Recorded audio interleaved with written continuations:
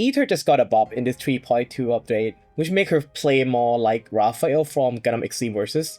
Ether always have a little bit of the downtime for her drone since you can only move them a little bit by bit before you can like attack from the off screen.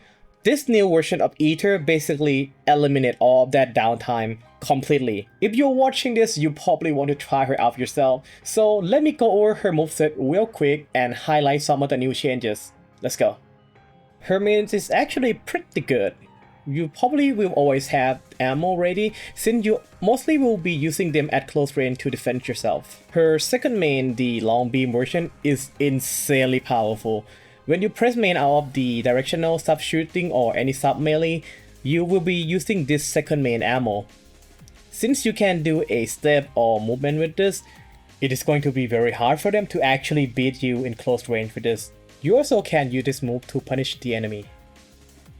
Her new sub shooting now has 3 ammo. You use this attack to make your drone move toward the enemy and stun them when it hit and launch the enemy. This easily allows you to confirm to another attacks. For Gundam Extreme Versus player, this is pretty much how Raphael Gundam function in that game. For sub shooting, you'll fire a fast ice projectile while moving your drone toward your target at high speed. This attack alone without the drone stop is already powerful. The pad that also shoot the drone toward the enemy at high speed on top of another 3 sub shooting ammo will make it very hard for the enemy to get away from the drone. Back sub shooting, fire wave of ice to chase the enemy. Since this share the ammo with forward sub shooting, you will not see it being used a lot nowadays. Even if I do, it is mostly to trigger the second main.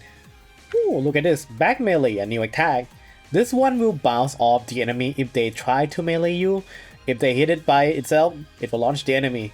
She's already pain in the ass to chase, and now they give her this? Good luck to any melee character who's trying to melee her. Sub melee, fire a ball projectile from where the drone is. This can be extremely toxic by combining it with your sub shooting action.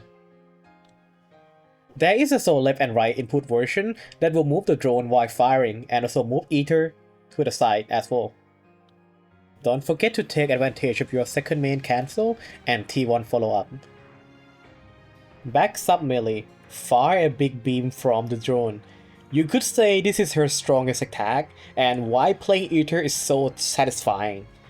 If you are super good at drone placement manipulation, this attack will feel like cheating. I am not going to focus on her melee because it is serviceable for her kind of character. You can fight back to a certain degree, but you probably better rely on the back melee or the range attack spam. Her normal super is fine, it is whatever. The reason a lot of people want to invest in her to get her to T5 is because the alternate super is such a nice move to have at late game where you want to buy some extra time or scare off some of the enemy.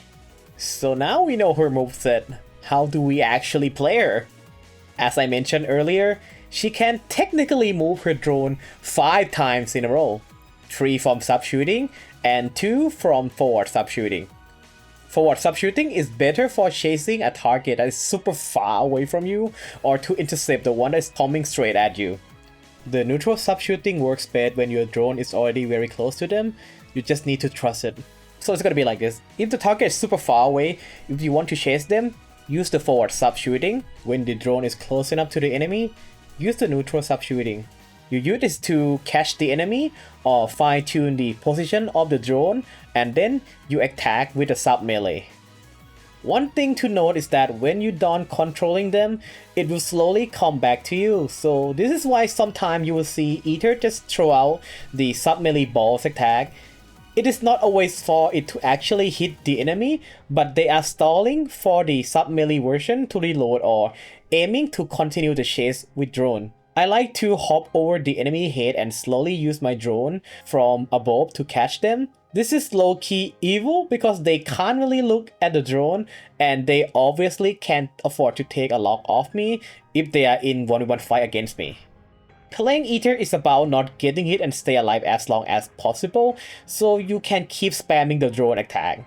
So the best way to play her at the moment is to find someone you can trust and just let them go in and ham so you can safely attack the enemy with a drone from a safe distance.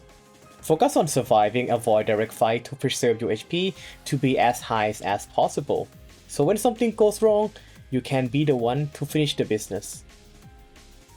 I believe in showing more than telling, so let's take a look at my gameplay from rank match. Sending the sub forward, trying to land the back sub melee. Slowly move the sub toward Brian, and attack with sub melee.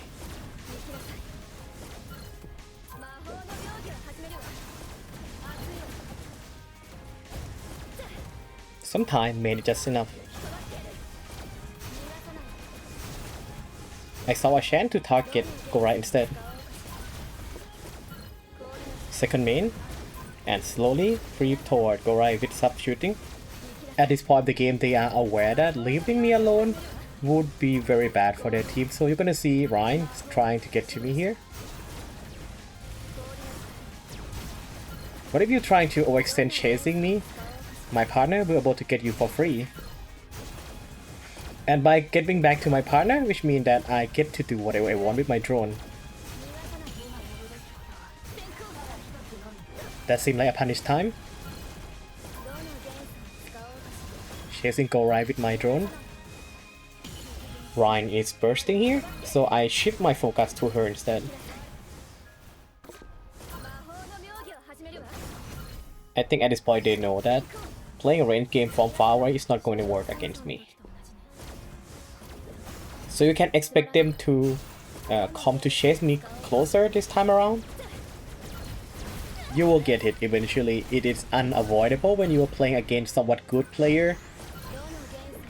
They will not let you do this the entire game. So having a high HP is ideal for preparing for this during the mid to late game. You kinda have to play around your partner HP, because if they know they can just kill your partner 3 times instead, they will do that. You need to know when to move up.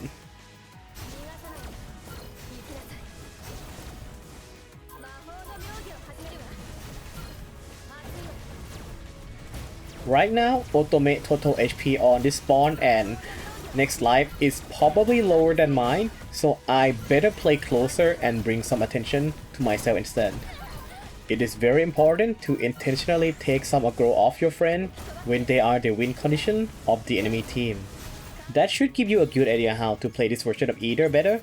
I hope you enjoyed the new format. Let me know what you think. Bye bye.